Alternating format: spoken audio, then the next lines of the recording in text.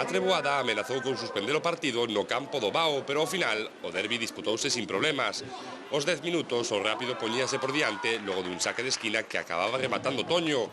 Os de Juan Carlos adiantáronse así no marcador e comenzaron a gardar a roupa ante o Coruxo que empuxou para remontar. Co paso dos minutos, unha figura axigantouse, foi a de o gardamallas Gael, que frenou as acometidas dos de Josiño.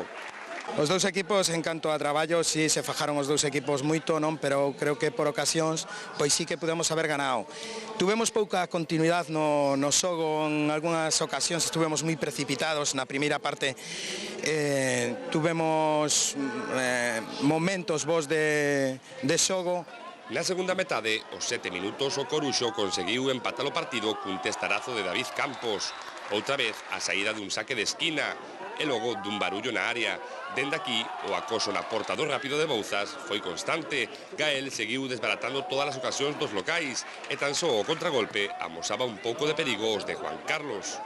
Estamos jugando contra o cuarto clasificado, lógico que nos meten atrás por momentos, pero bueno, toda esa presión que o Coruxo meteu sobre nós, con xogo, con pelotas abertas ás bandas, penso que as defendimos moi ben. Cando tiñamos que defender o fixemos moi enteros.